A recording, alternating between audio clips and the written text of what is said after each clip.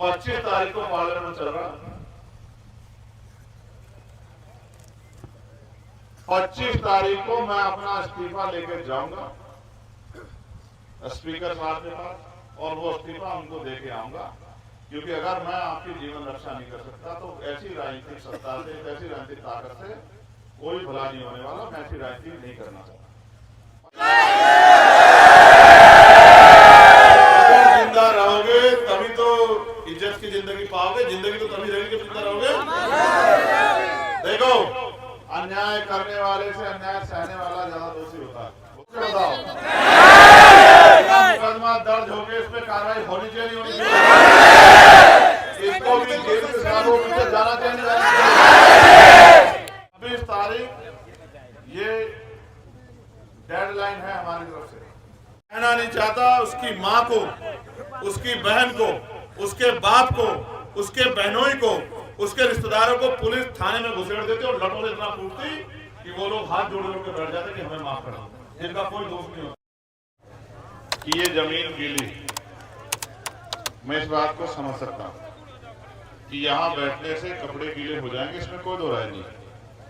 लेकिन ये भी सच है कि आज हम शादी ब्याह में नहीं आए, आज हम किसी के जन्मदिन में, किसी की सगाई में, किसी के यहाँ और किसी इस तरह के प्रोग्राम में नहीं आए कि हमारे कपड़े अच्छे बुरे होने से कोई फर्क पड़ता। आज हम लोग जो बड़े पैमाने पे यहाँ जुटे हैं, वो ये सुनो, ये बेटे, ये बड़ों की बात मान लो, बड़ों की बात माना करते हैं।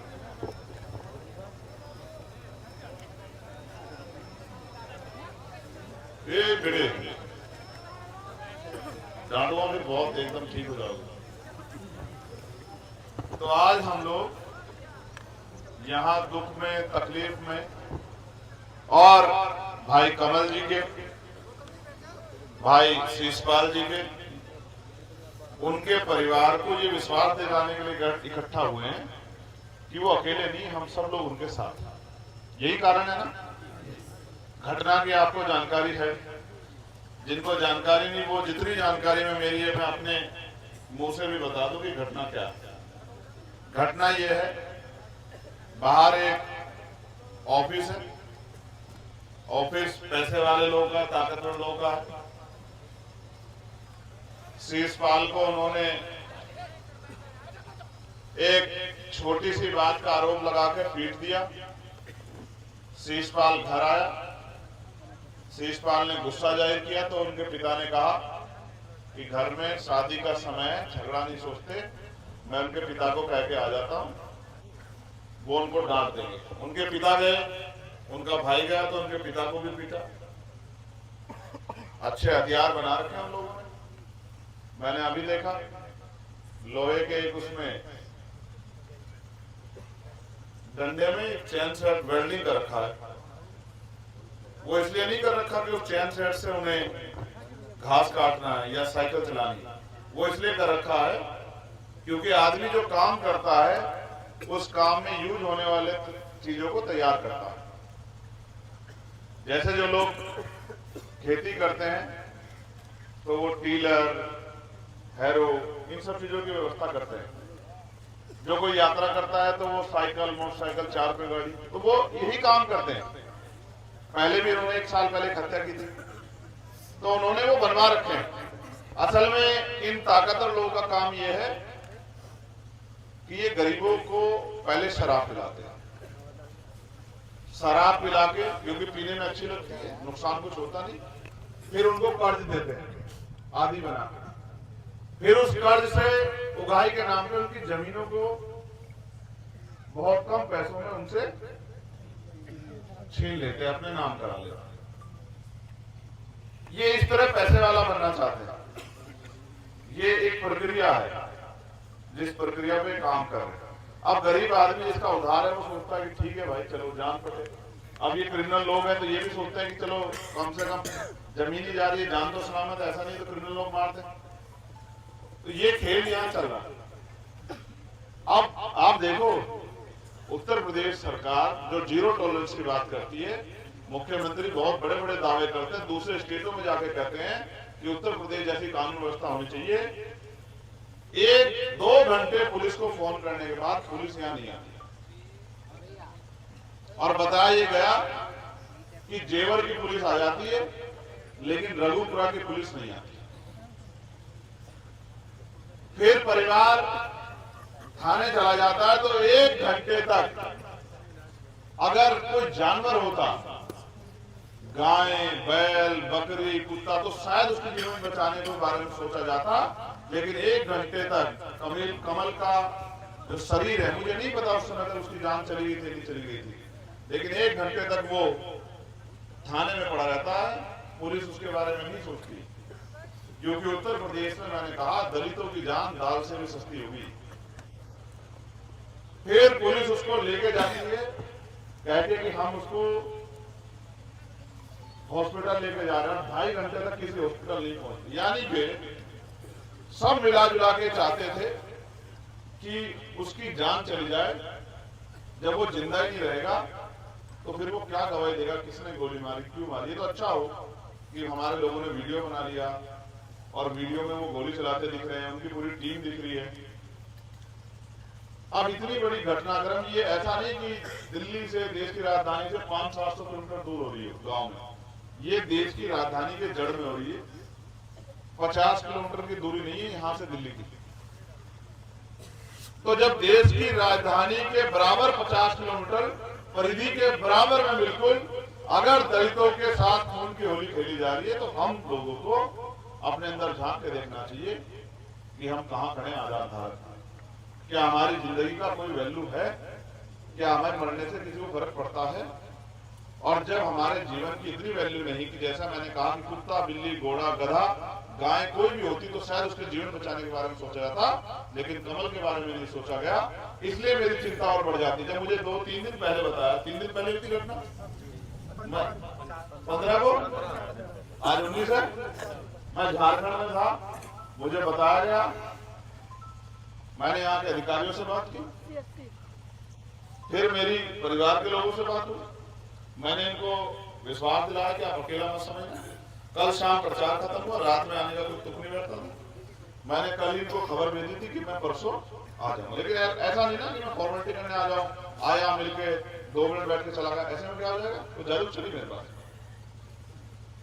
मुझसे कहा गया कि आप कल ही आ जाओ। मैंने कहा कोई फायदा नहीं हुआ कल आने का, कम से कम मेरे पास इतना समय हो कि मैं 2-4 घंटे पहले बैठ के समझ सकूं और फिर समझा सकूं। अभी 6 आरोपी गिरफ्तार हुए, 8 आरोपी और बुरा मत मानिए, जब तक इतने महान थानाध्यक्ष और उनके महान चौकी इंचार्ज रहेंगे तब तक आप गारंटी ले लो आपको न्याय मिल नहीं सकता किसी भी कीमत पर। इसलिए 25 तारीख को पार्लियामेंट चल रहा, 25 तारीख को मैं अपना इस्तीफा लेकर जाऊंगा स्पीकर साहब के पास और वो इस्तीफा उनको दे के आऊंगा। क्योंकि अगर मैं आपकी जीवन रक्षा नहीं कर सकता तो ऐसी राजनीतिक सत्ता से, ऐसी राजनीतिक ताकत से कोई भला नहीं होने वाला। मैं ऐसी राजनीति नहीं करना चाहता। 25 तारीख को मैं जाऊंगा अपना इस्तीफा लेके। अगर 25 तारीख से पहले वो सभी आरोपी गिरफ्तार नहीं होते और जो मांगे हमारे लोगों ने दी है वो मांगे पूरी नहीं होती, तो 25 तारीख को मैं आपको समाज के जिम्मेदार लोगों को कहना चाहता हूँ, ना मैं पहले मेंबर ऑफ पार्लियामेंट बनना चाहता था, ना मैं एमएलए बनना चाहता था, ना मैं मंत्री बनना चाहता था। मैंने तो ये लड़ाई बहुजन समाज के लोगों के हितों की रक्षा के लिए शुरू की और मैंने क्या नहीं साहब नहीं देखा, जेल 16 महीने मैंने काटी, मुकदमे मैंने झेले, लाठियां मैंने खाई और जब उससे भी इनका दिल नहीं भरा तो मेरे ऊपर गोली चला दी। मेरी गोली में और कमल की गोली में 1 इंच का फर्क होगा मुश्किल से। उसको शायद पिस्टल से गोली लगी, उसका तमंचे में गोली शायद थोड़ी दूर से लगी, मेरी नजदीक से। अगर 1 इंच इधर होती तो आज कमल की जैसी तस्वीर आपके घरों में मेरी भी लगी। कहना आसान है, कहना आसान है और लड़ना मुश्किल है। अपने लिए हर कोई जी सकता है। जब हम महापुरुषों के सम्मान के, उनके मिशन की बात करते हैं तो फिर हमें उनके जैसी जिंदगी जीनी पड़ती है। मैं आपको विश्वास दिला कहता हूं कि ये लड़ाई अभी शुरू हुई है और ये लड़ाई आखिरी लड़ाई हो फिर किसी कमल को, शीशपाल को ना पीटा जाए, ना गोली चले, इसका इंतजाम हमें आज ही करना पड़ेगा। आज तो आप बिना बुलाए आए, आज आप बिना बुलाए आए, लेकिन अगर मैं आपसे कहूं कि 26 तारीख को आप इससे 10 गुनी संख्या में कमिश्नर कार्यालय आ जाओगे? नहीं, ऐसे नहीं। मुझे कई बार आपको बिठाना पड़ा, मैं इस बात से सहमत नहीं। ऐसे नहीं, दोनों हाथ वाले बताओ, आ जाओगे? अभी भी तुम्हारी आवाज में अगर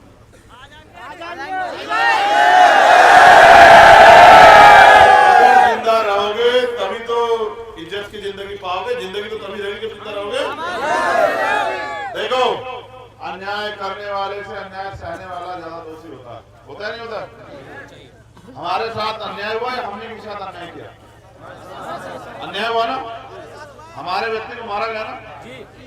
मैं ये नहीं कहता किसने मारा, किस जाति का, किस धर्म का, कितना ताकतवर, कितना भी ताकतवर कानून के आगे बिल्कुल छोटा। अगर पुलिस ने जिम्मेदारी से काम किया तो उनमें से एक गुंडा नहीं भाग पा रहा।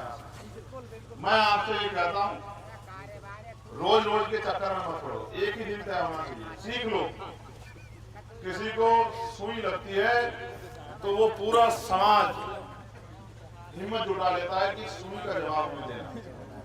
मैं आपको ये नहीं कहता कि हिंसा का जवाब हिंसा से दो, लेकिन मैं आपको ये भी नहीं कहता कि सेल्फ डिफेंस करना बंद कर दो। आत्मरक्षा बहुत जरूरी है। ये तो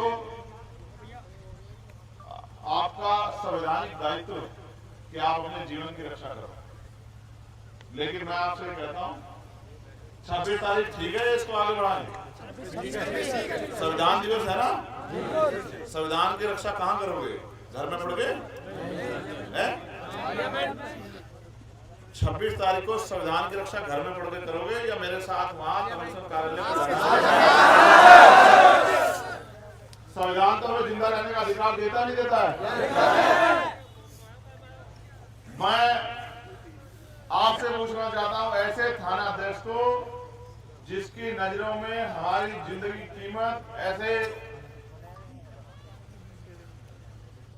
चौकी इंचार्ज जिसकी नजरों में हमारे जीवन की कीमत कुत्ते बिल्ली से भी कम है, क्या उसको इस थाने में रहना चाहिए? नहीं, जोर से बताओ। मुकदमा दर्ज होकर इस पे कार्रवाई होनी चाहिए, नहीं होनी चाहिए? इसको भी जेल के सालों में जाना चाहिए। अगर ऐसे अधिकारी कर्मचारियों को छूट दी जाएगी कुछ नेताओं को खुश करने के लिए, तो मैं मानता हूं फिर कल किसी कमल पे गोली चलेगी मेरे बात को आप याद रखें। ठीक है, 26 तारीख ये डेडलाइन है हमारी तरफ से, या कम करूं इस समय को? 26।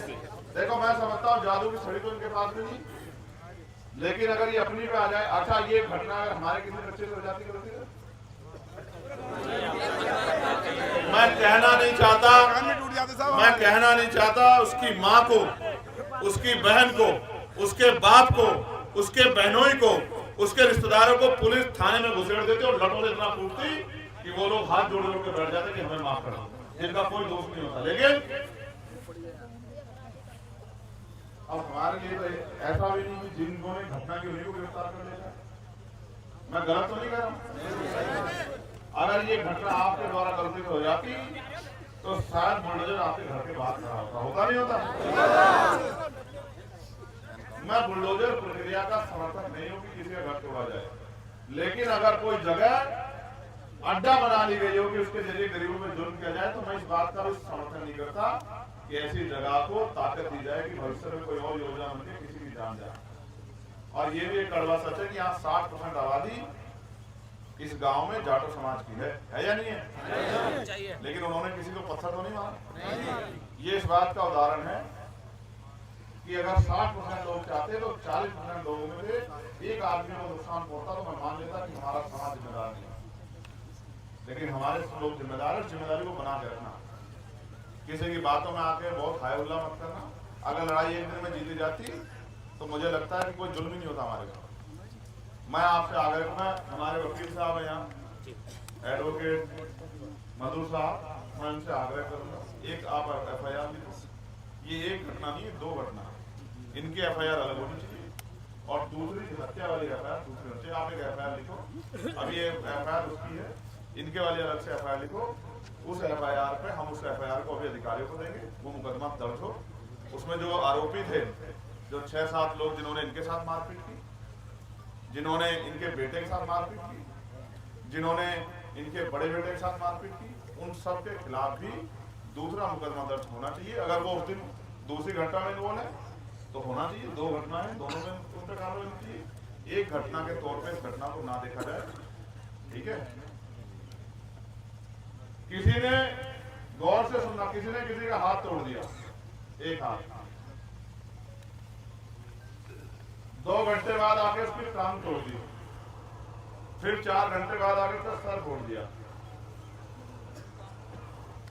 फिर 8 घंटे बाद आके उसको गोली मार के हत्या कर दी। अगर ये एक आदमी होता तो पूरी घटना एक ही उसमें आ जाता, लेकिन जब ये आदमी एक से ज्यादा है और घटना अलग अलग जगह पे हुई तो ये केस भी कमजोर हो जाएगा। अगर हम इसको मिक्स से खिचड़ी बना देंगे, ये अलग अलग घटना है, उसमें अलग अलग कार्रवाई होनी चाहिए, ठीक है। जब वो थाने जाएंगे, अलग अलग जगह जमानतें करवाएंगे तो उनको भी पता लगेगा। जब इस विषय में मैं अपनी बात करूँ तब फिर आप अपनी, मैंने आपका कागज दीजिए। मैं तो जहां जाता हूँ 10-20 एप्लीकेशन मेरे पास आ जाती है क्योंकि कहीं कोई कार्रवाई हो नहीं रही।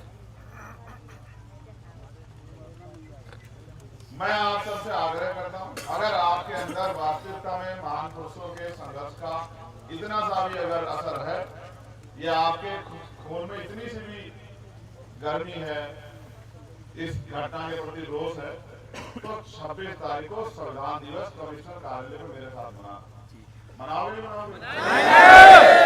ऐसा तो नहीं पुलिस वाले आ जाएंगे, तुम मत जाना, मुकदमा घर बैठ जाओगे।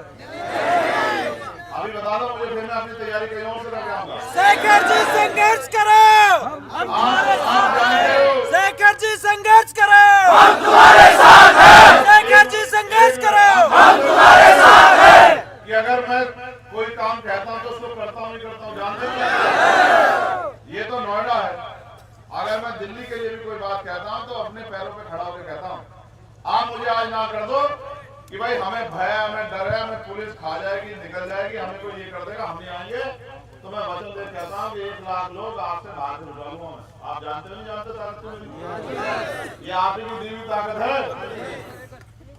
आप तय कर लो, आप आओगे या मैं बाहर के लोगों को न्योता भेज बताऊं? आ जाओगे?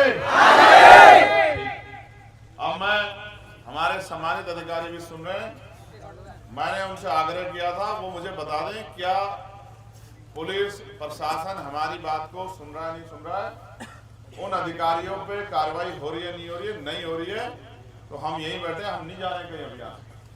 जब उन पे कार्रवाई हो जाएगी और इसकी जानकारी हमें हो जाएगी, उसकी पुख्ता रिपोर्ट हम पे होगी, तभी हम यहाँ से जगह छोड़ेंगे, वरना धरना आज से शुरू हो जाएगा। मेरी बात को आप याद रखना।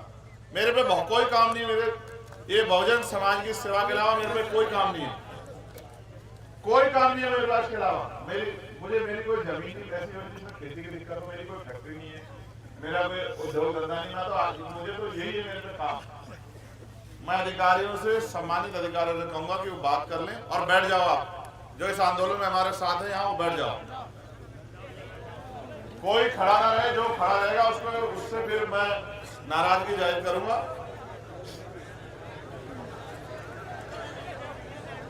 ये हमारी शक्ति है, जब हम बैठ जाते हैं ना तो मुट्ठी बन जाते हैं हम लोग। फिर ये एहसास हो जाता है कि ये इतनी जल्दी छोड़ने वाले नहीं है। और जब हम खड़े रहते हैं तो घूमते रहते हैं तो इनको एहसास हो जाता है कि तो भीड़ बिखर जाएंगे, थोड़ी देर में कोई इधर चला जाएगा, कोई इधर से जाएगा। नहीं नहीं, कहीं नहीं जाएंगे, हम कहीं नहीं जाएंगे। बैठ जाओ। मीडिया, इन सब के लोग भी बेचारे अपना अपना काम कर लेंगे। मेरे जो भाई हैं इस मिशन के, वो लोग बैठ जाए। उनसे मैं उम्मीद करूंगा कि उन्हें मुझे दोबारा नहीं कहना पड़ेगा, वकील साहब अगर इधर दिक्कत है तो पीछे जाके बैठ जाओ, मगर बैठ जाओ। क्योंकि जब आप खड़े रहोगे ना तो औरों को कहना भारी हो जाएगा मुझे। बैठ जाओ। यहां से वहां तक कोई देखे तो एक परिवार देखना चाहिए, तभी उसका आनंद है। ऐसे नहीं कि कोई खड़ा है कोई बैठा है। आज आंदोलन अभी से शुरू करते हैं। देख लो, सर्दी होगी रात में, ठंड लगेगी आपको, भूख लगेगी आपको, मान जाओ भूख के चक्कर में घर जाओगे। चलो फिर बैठ जाओ, देखते हैं। चलो चलो बैठो भाई, बैठ जाओ। किसी को बैठने में उस तरह की तकलीफ हो फिजिकली, शारीरिक तौर से, वो ऊपर जाकर तो बैठ जाए। यहाँ हमारी माएँ बैठी हैं, ये हमारा सम्मान है। वहां हमारी माएँ बहनें बैठी है, जब माएँ बहनें बैठी फिर किसी को नहीं खड़ा रहना चाहिए। तुमसे क्या नहीं, तो बेटे वहां चले जाओ, वहां जाके बैठ जाओ पुलिस के पास। लेकिन जब इस पंडाल में हो तो बैठ, सुनो भाई, बैठ जाओ। बहादुर से मजबूत से नौजवान बैठ जाओ, बैठ जाओ। तुम लोग अपने लोग हो ना, तो पीछे खड़े, तुम तो अपने। यहाँ तो जो आया है किसी भी जाति धर्म का, वो अपना ही, जो अपने दुख। साथियों, जैसा कि आपको पता है, बी मिशन टीवी हमेशा ग्राउंड जीरो की रिपोर्ट आपके बीच रखता है। अगर आपको हमारा काम पसंद आता है तो बी मिशन टीवी को आर्थिक मदद करें, जिससे कि हम यूं ही निरंतर ग्राउंड लेवल पर काम करते रहें। स्क्रीन पर दिख रहे QR कोड को स्कैन करें और अपने दान की राशि बी मिशन टीवी के खाते में भेजें। QR कोड के अलावा आप हमारी UPI ID BMissionTV@YBL पर भी मदद भेज सकते हैं।